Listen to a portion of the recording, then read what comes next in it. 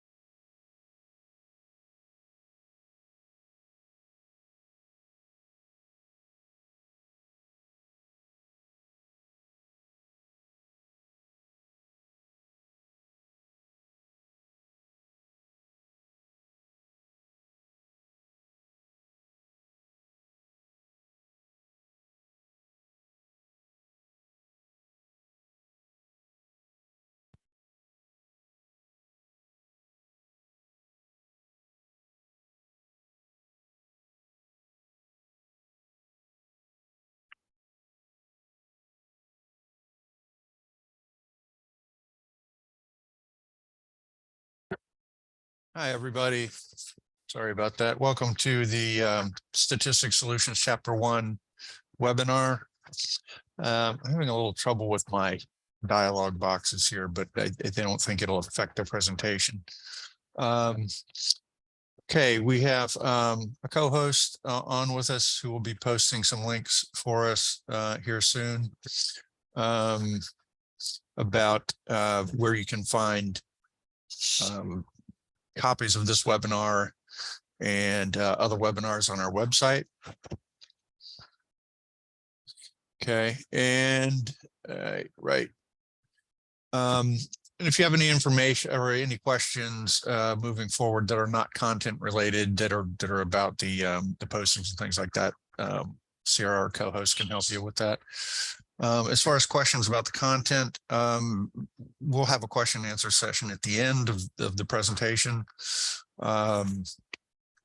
If you want to jot your questions down or put them in the question and answer box as we proceed, so you don't forget them, that's fine. We'll get to them at the end. Okay, so let's get started. So this is on the chapter 1. The introduction. This is, what we're basing our model on here is the 5-chapter, which is fairly typical 5-chapter social sciences dissertation model. There are different models, but the 5-chapter model seems to be pretty standard, where chapter 1 is the introduction, chapter 2 is the literature review, chapter 3 is the method section, where you outlay and you get detailed about the methods you're going to use to collect data and analyze data. Chapter 4 is the presentation of your results after you've collected data and analyzed it. And chapter 5 is the discussion of the results. So the chapter 1, the introduction, I like to think of as the blueprint for the study. This is what we're going to be covering today. But just to kind of pull back and look at the larger, purpose of the chapter 1. Yeah, it's helpful to think of it, like I said, as the blueprint for the study, right? It's like a blueprint or a map, like what you're going to be doing for your study, right? It answers really 3 fundamental questions moving forward about your study: the what, the why, and the how, right? So the what is the topic. What are you going to be focusing on? The why is why are you conducting the study? Why is it important? And that has a lot to do, it's tied in with the research problem, right? Which kind of drives your study. So why is it necessary? Why is it important? The why, you're going to talk a lot about that in chapter 1. And the third one, the how, it partially answers that question. Of course, a lot of the how, that means, right, the methods you're going to use, how you're going to conduct your study, what steps are you going to take? A lot of that's going to be covered in depth in chapter 3 in your methods chapter, but usually there are sections in the chapter 1 that talk about methods and talk about the how. So the what, why, and the how, the big sense. And these are the sections that are, again, typical for an introduction chapter, chapter 1. Always get your school's template or an example if they have it. Usually they have some kind of a template. Sometimes schools don't. In that case, see if you can get an example either from your chair or either go to something like ProQuest in your library, in your academic library. ProQuest publishes dissertations. Find a dissertation from your school in your area that you can use, to base what you're doing on, to have some kind of guideline. That is, if your if your school doesn't have a template. But the template will answer the questions about, what goes where and what goes in these sections. But what the sections that I have up now are pretty typical. Sometimes they might be called something different, or they might have a different order based on your school. So again, these will serve as a good general guideline, but always use the specifics that your school is asking for in the template. Okay, so to start off, the introduction to the introduction, right? The introduction section This is not a long section, but it's important because obviously this is going to introduce what you're talking about, right? What you're going to be studying, the focus of your investigation. So introduce and describe the topic of your study. Studies usually proceed from problems, right? Some issues, right, that need to be addressed. Usually there's a social or organizational problem, and there's a research problem. They're very related, but they're separate. So you want to start by talking about, what's the organizational problem? What's the social problem that is going to drive the need for your study, whatever that is. Let's say it's the voice is very low. Let's see.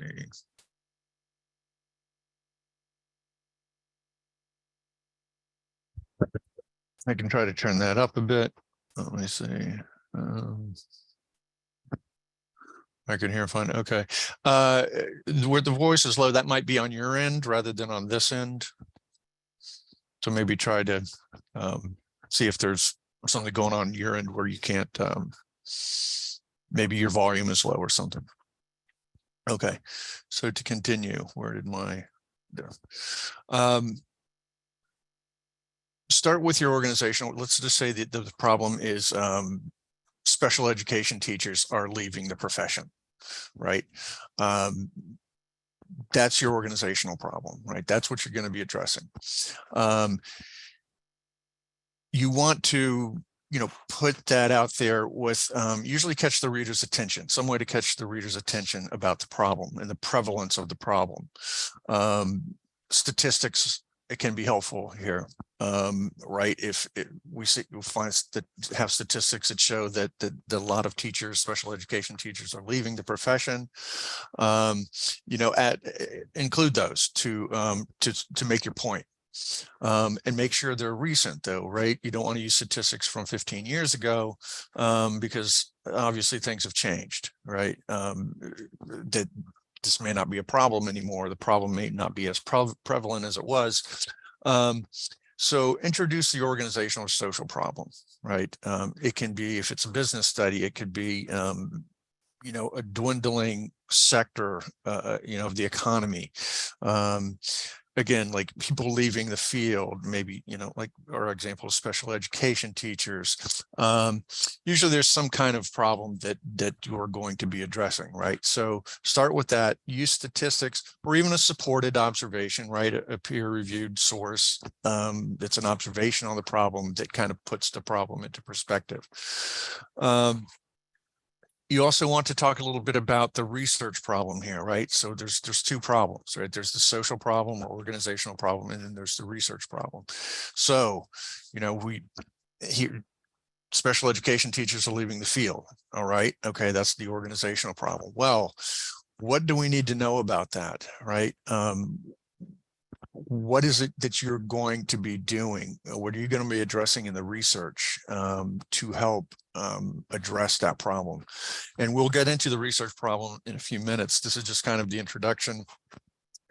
Include this, the organizational or social problem, include the research problem or what the issue in the research is on the topic, right? On the topic of special education teachers leaving the field. And why is the study needed? Right, and all this stuff, again, you're going to flesh out. This is just introducing it at the beginning. State what is needed to address the research problem. In other words, how is your study designed to address that problem in the research that will help you address the organizational problem. And you can end the section with a preview of chapters or sections of the chapter. Okay, next is a background, and the background, see how it kind of leads in. You're just going to introduce, here's what I'm doing and why, and then you're going to catch the reader up, right? So this is a good time to start thinking about kind of your writing objectively. Sometimes it's hard for us to kind of step back and look at our own writing as a reader would. But in this section, you have to catch the reader up with what's going on with the problem, and not only with the problem, but with the research in the area. right? So you need to bring the reader along with you, on, get the reader on board, catch them up to speed. What's been going on? What's the background?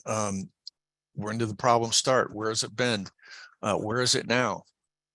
So you're going to have to do a little historical, background material. And it's not just a problem. When did the problem of special education teachers leaving the field, when did that start? How long has it been going on? What are the trends?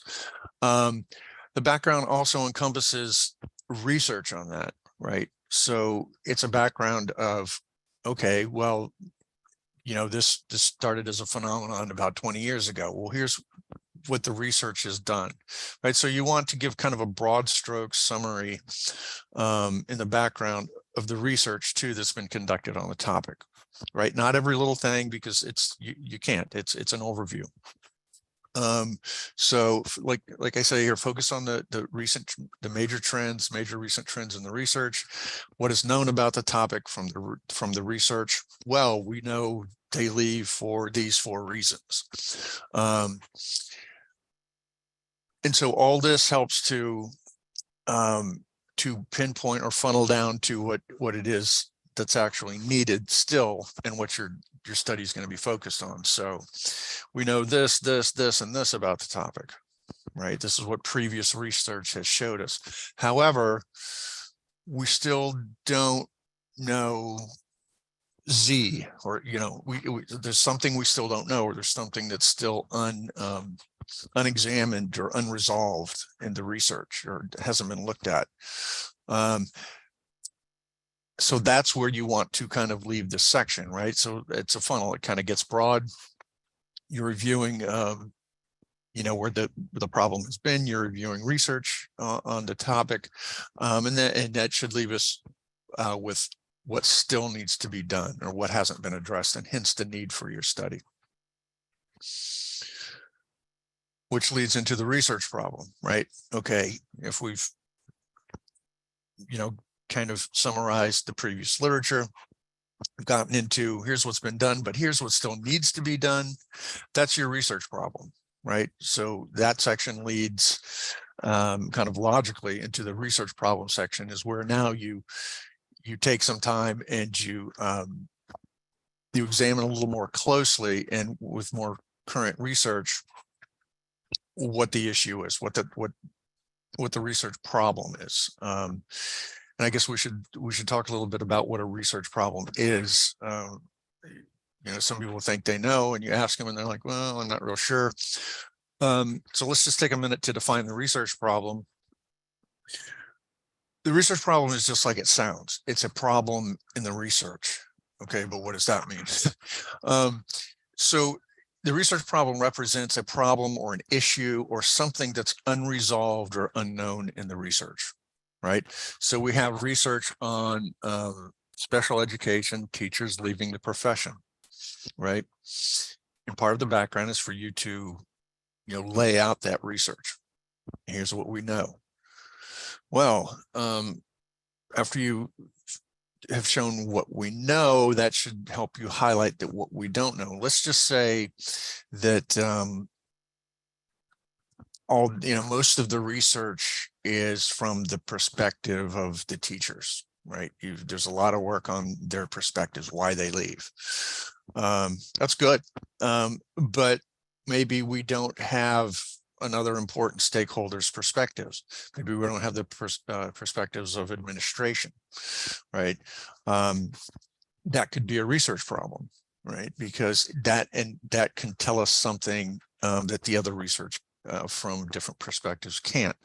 It can tell us, what administrators think, what they perceive, what their experiences are with why teachers leave. That gives us, more knowledge about the topic from a different angle. It's just an example of a research problem. Just generally speaking, let's say we have a lot of research on a topic that is quantitative, right? We got a lot of numbers, we got a lot of statistics, but we don't have a lot of qualitative data. We don't have a lot of data about people's experiences. that would represent a research problem. So any kind of problem or issue or something that's unresolved in the research, or a gap in knowledge is a type of research problem, right? Those represent research problems. And so that's what this section is about. It's a more kind of targeted overview of recent research on the topic, and it helps to highlight what your research problem is or what hasn't been done yet. You want to specifically state the research problem, and specifically state that your study is designed to address the research problem. The research, talking about length, the background section, going back to that, I mean, that can be a few pages because you're going to have to do a lot of kind of setup. The research problem is usually a page, you know, maybe less, because it should be pretty succinct. Okay, and just back to the research problem real quick. It's important to get the research problem down because the research problem drives the study, right? I mean, you could have a design like, hey, I'm gonna, you know, look at the connection between these two constructs and have your methods all set out. But if you don't have a reason why that you need to do that, and that there's an important, you know, reason to do that, then you really don't have any kind of impetus for your study, right? So the research problem too should be designed to yield something unique, right? Your study needs to make a unique contribution. If it's going to do something that's already been done, we already have the data, then what's the point, right? Again, unless you're gonna kind of tweak that angle somehow and make it unique, that's fine. So you could replicate a study if there's a reason to replicate it.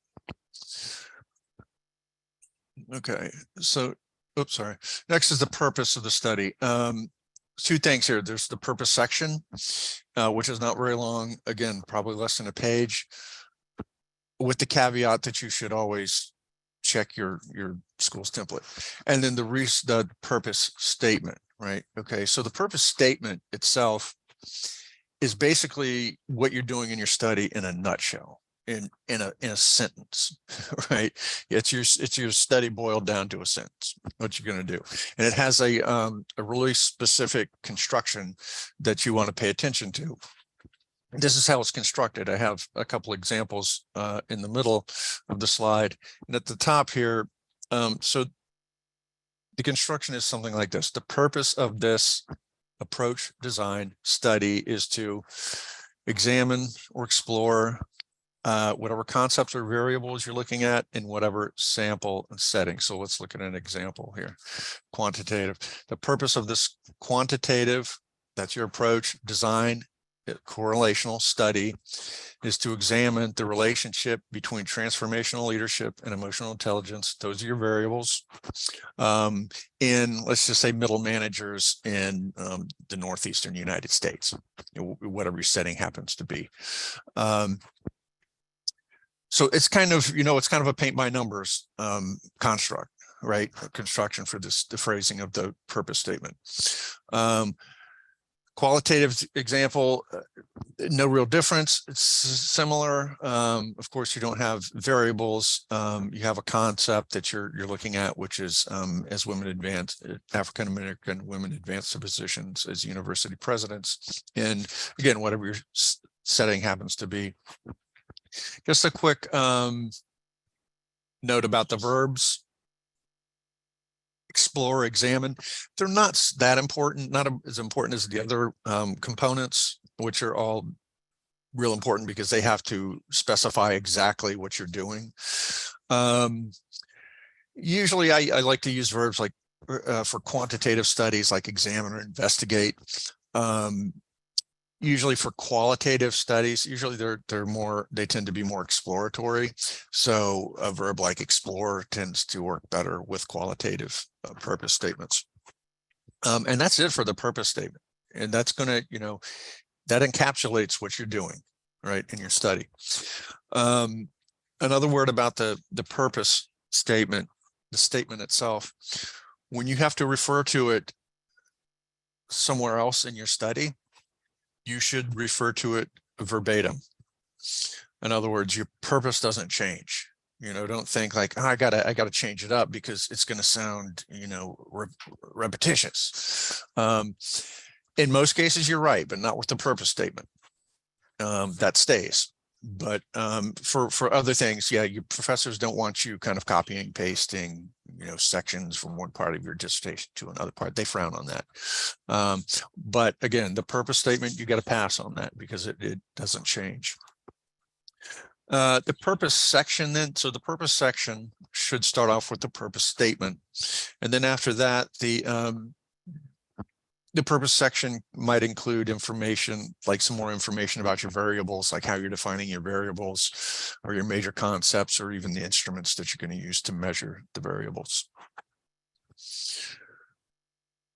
Okay, next usually comes the research questions. Now this is not a methods seminar, so we're not going to talk about how to develop research questions, but we do have webinars on methods, which include discussion of developing research questions. So if you're interested in that, I'd urge you to see when we're offering one of those methods webinars that you could sit in on. But just suffices to say that this is where they go usually. Again, check your template. And the research questions, they're pinpointed to, they're developed to obtain the kind of information you need to obtain to answer your research question, really, and to address the research problem. But your research questions, if just to talk about alignment here for a minute, when your professors will sometimes talk about things being aligned, obviously all components of your study need to be aligned, but the three things that really are important that need to align are the research problem, the purpose, and the research questions. Those need to align, right? So to go back to, just one of these purpose, these purpose statements, whichever one it was, your research questions would be aligned with those, right? So your research questions, if you're doing, like, say, the purpose of this generic qualitative study is to explore the challenges of African-American women as they advance to positions as university presidents, your research question would revolve around, what are the experiences and perceptions of African-American women as they advance to positions as university presidents. That would, your research question would be something like that. It would align with your purpose, which would align with your research problem on the need to know about these experiences of these women because we don't have it or something, right? Okay. And the research questions, another point about the research questions, like the purpose statement, when you need to refer to them again, they don't change, right? Don't mix them, don't change them up because they sound repetitive. They stay the same once they're approved. I mean, as you go along, they may need to be tweaked, or in conjunction with talking to your chair, they may need to be tweaked. But once they're set, they're set. Okay, next is a theoretical framework. A couple of things here. The first is, maybe you've seen theoretical framework, or maybe you've seen conceptual framework, or maybe you've seen them both. What's the difference? Which one should you use? What is a theoretical framework, right? And then we need to talk about this section a little bit. Let's go to what is a theoretical or conceptual framework first, and then we'll talk about the differences a little bit. A theoretical or conceptual framework is basically, it's a set of theories or a theory or a set of concepts or a concept that help kind of guide your investigation, right? They help guide your study, and they also will help explain your results at the end. Okay, so let's just take the theoretical, and we do have blogs on the theoretical framework and the conceptual framework. And there's a blog, we have a nice blog on the difference between the two. So when you go to our website, check our blogs out, you can search theoretical or conceptual framework, and We do have blogs on that. Okay, so let's take a theoretical framework. Theoretical frameworks are typically associated with quantitative studies. And that's because quantitative studies typically proceed deductively. And I hope I'm getting deductive and inductive right. Sometimes I flip-flop them. Because quantitative studies typically proceed deductively, meaning they start with kind of a general theory, and they're going to kind of apply that general theory to a specific topic or a specific population or a specific issue. And then that general theory is going to help explain that, right? So, so let's just say we're doing conducting a study on the connection between emotional intelligence and transformational leadership. Okay, what's your theoretical framework going to consist of? Well, there are theories for emotional intelligence and there are theories for transformational leadership. So your theoretical framework would basically constitute a framework including those two theories. That would be your framework. It would be a discussion of those two theories and a discussion of how those two theories relate to your topic. Right now, and so when you talk about the theories, what you want to do is you want to define the theory, right? You want to talk a little bit about who developed it. You want to define any components of the theory that might relate to your study. You know, theories usually have components, and sometimes these components correspond to what's on your instrument. So you need to define the components, talk about how those work with your study. Talk a little bit about what researchers have developed the theory for, or used the theory for. How have researchers used the theory? What have they used the theory to explain? Because that's what theories do, they help explain things. And then you need to talk a little bit about how the theory connects to your study.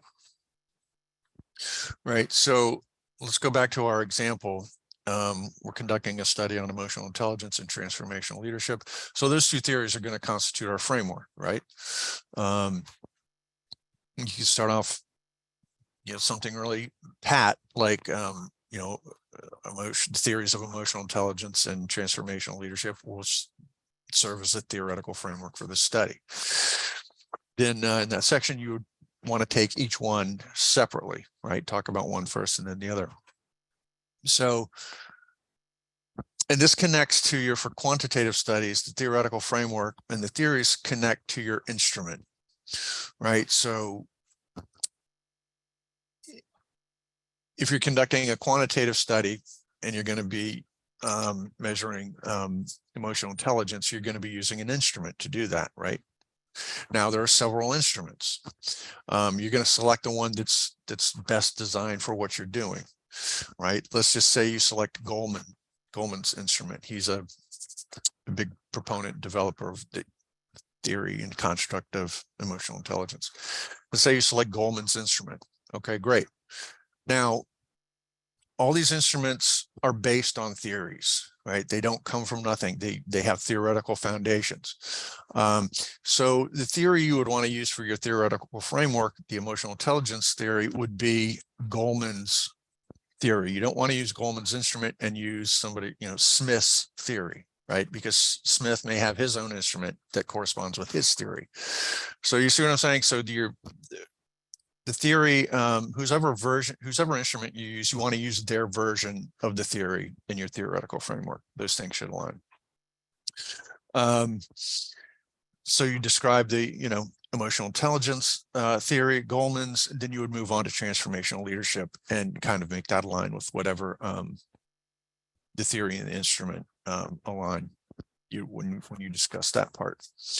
Okay, so for a conceptual framework, everything's pretty much the same, except you don't have instruments and you're not going to be using theories. Instead of using theories, you're going to be using concepts. But as far as the steps to take here, it's pretty much the same, right? Define the concept. what have researchers used the concept for? How is it helpful for understanding what you're doing? How does it connect with your study? That's because sometimes, and this is because qualitative studies work inductively. So they work the opposite of quantitative studies.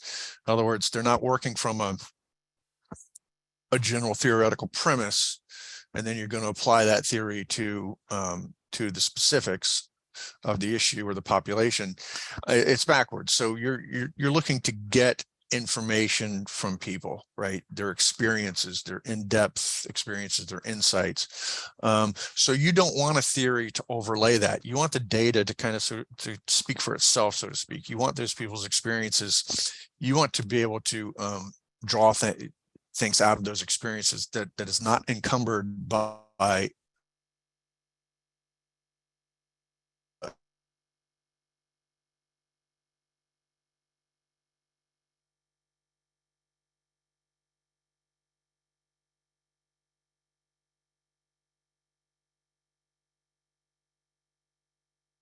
or the conclusions and the points emerge from the data. So you need concepts rather than theories. And the idea is the same, just you're going to be using concepts from the literature that that correspond to what you're doing. So if it's back to our example about, let's see, this qualitative example, African-American women, the challenges they experience as they advance to positions as university presidents. Okay, there's probably not a theory to encompass that, and you don't want a theory anyway. Again, you don't want to overlay a theory on the people's perceptions and experiences that you're getting. So you would use probably like a concept like barriers, right? Barriers to advancement. And this would come from the literature. You use that concept pulled from the literature, and you develop your conceptual framework in much a similar fashion as the theoretical framework. It's just using concepts instead of theories. It's kind of a confusing section, but I think once you get your head around it, it's not, it's not as confusing as people think. Also look at examples. I mentioned that earlier. Get a hold of an example of a study approved from your school, maybe from your chair in the area similar that you're doing, and to see what people have done for this. It helps, give you an idea. You can use your resources like these webinars, the internet, anything, you can use them, but sometimes a good example is really helpful. Nature of the study or study design. Yeah, usually there's some methods sections in chapter 1. Now, again, your methods are going to be like completely worked out in chapter 3, but usually there's some sections that kind of preview or overview what your methods you're going to be using. And again, this isn't a methods webinar, so we're not going to go too in depth here, but usually it includes the rationale for the selection of your design, like why did you select this design, like a correlational design, because usually it's the best design to get the information that you need or that you're looking for. Usually includes some kind of discussion of the methodology, which might include like who you're going to get your data from, how your data is going to be collected, how it will be analyzed. Might also cover some other methodological issues. But again, if you want more in-depth information about methods, just sign up for a methods webinar. Definitions, there's usually a section where you need to define your major terms and define your variables and your constructs. A couple things here.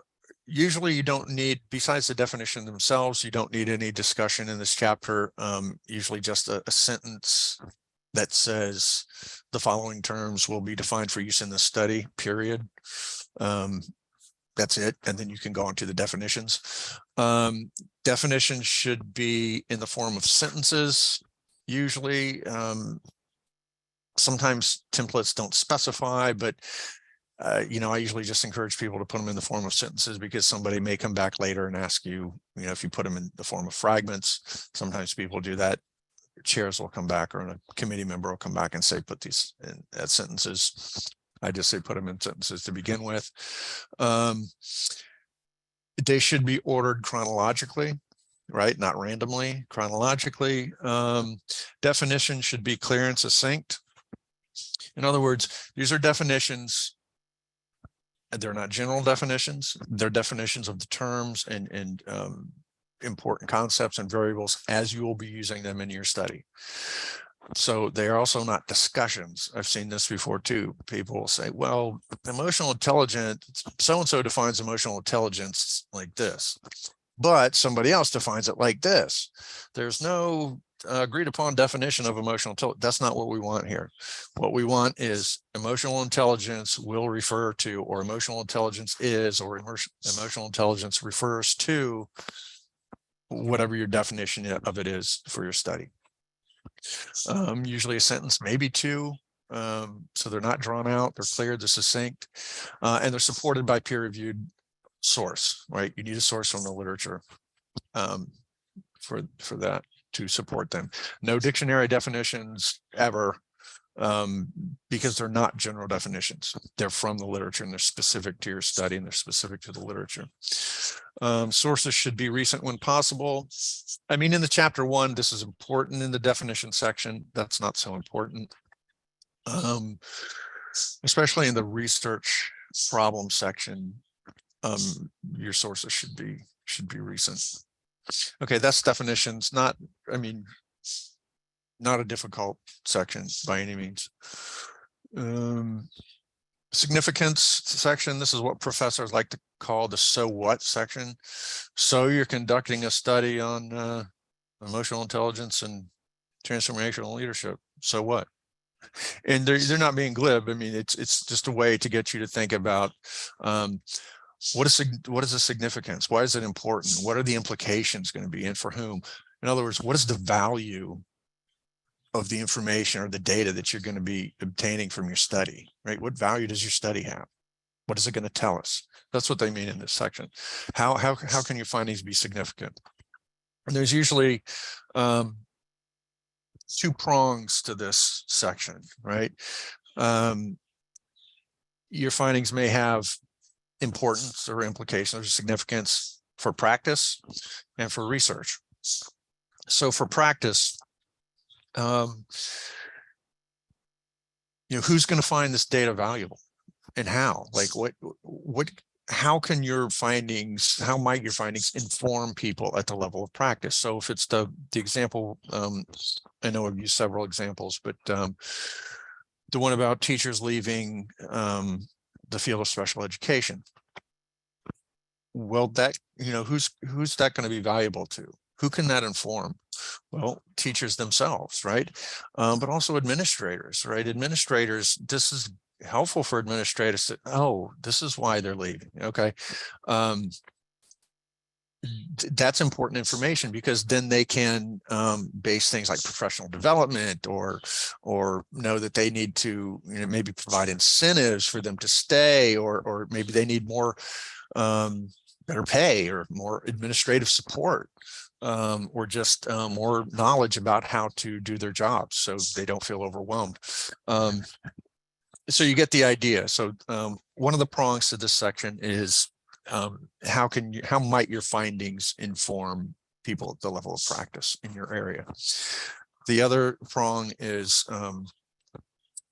how might your research or your findings be significant to research?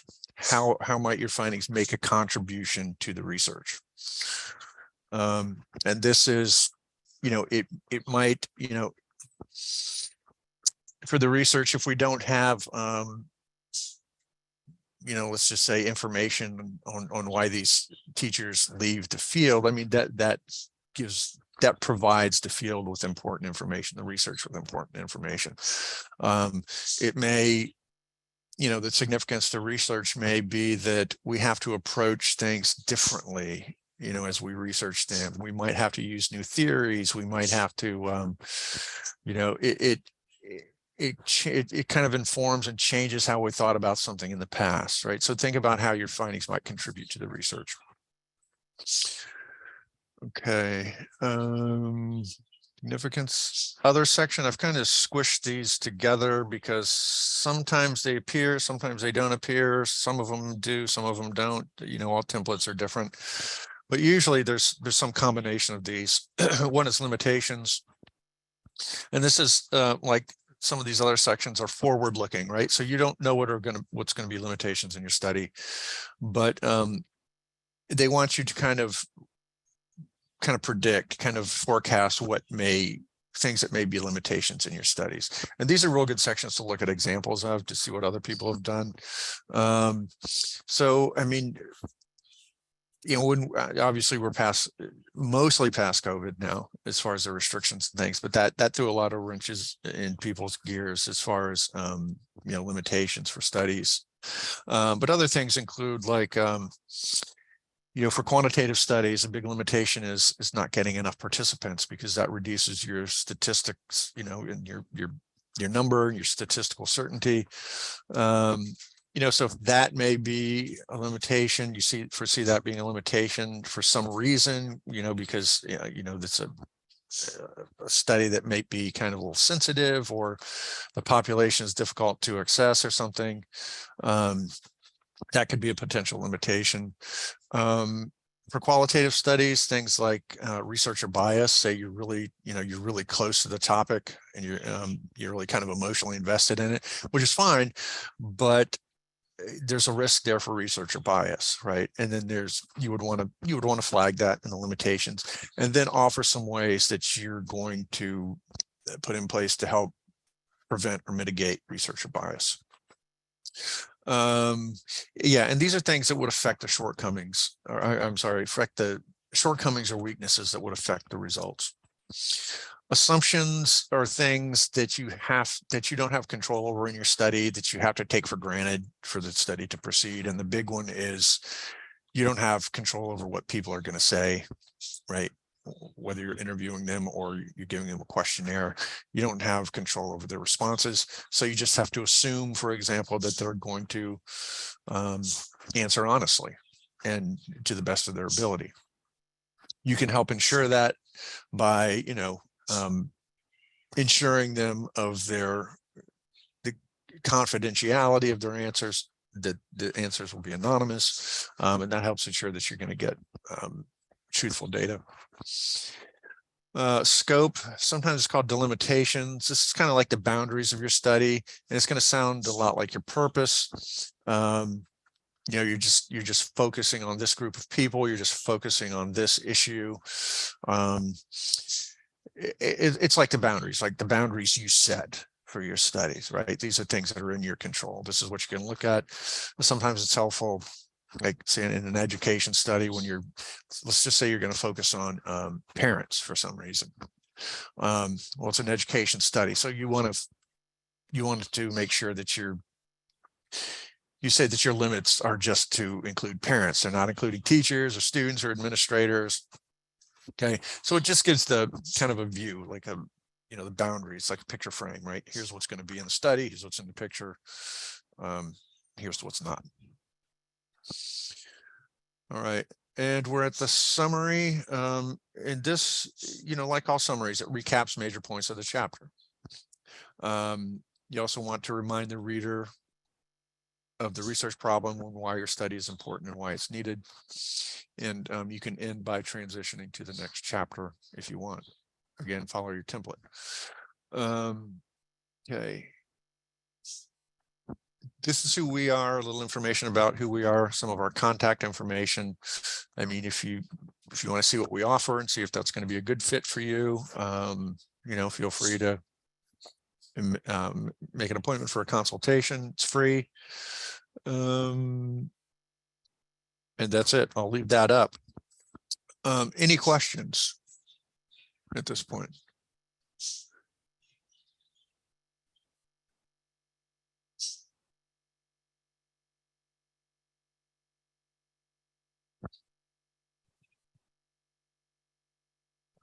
Did people lose audio?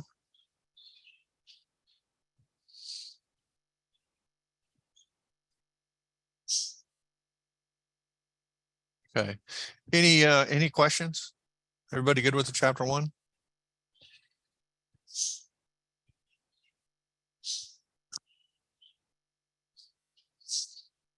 Okay, well, if there's no questions, I'm going to wish you a good rest of your day. And remember, we okay. Will we get the slides? Yeah, see you at the next seminar. Okay, sounds good.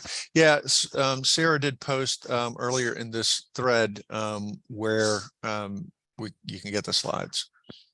There should be if you scroll back up.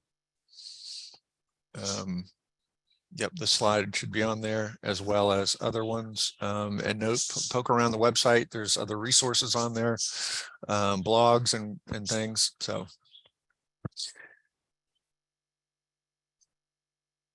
can you repost the link to the slides, please?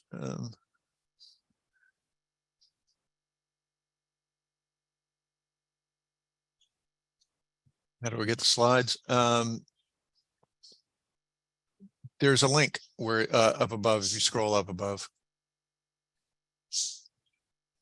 And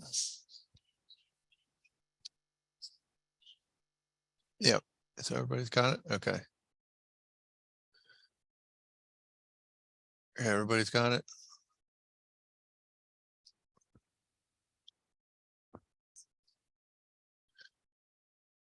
Yep, there's a link for the webinar archive. This one and other ones will be there.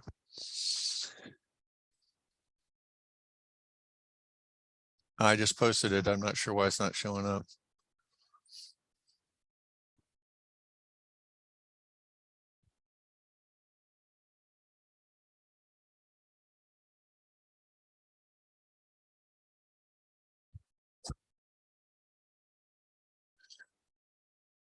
Let me, I'm having problems. Sarah, can you repost those? Yeah, and I'm trying to do that, but I can't because my my panes are not opening correctly. They're stuck. Sarah, can you repost the link here?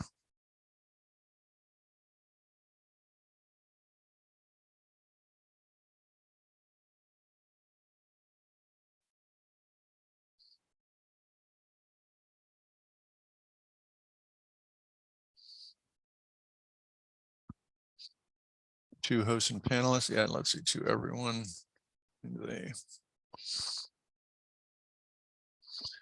How about that? Everybody get that one? Cool. Okay, great. Sorry about that. Like I said, my panes are kind of stuck. I can't, I think I'm just gonna have to log out to fix that. Okay, great. All right, everybody. Great. Thank you for attending, and see you at the next one.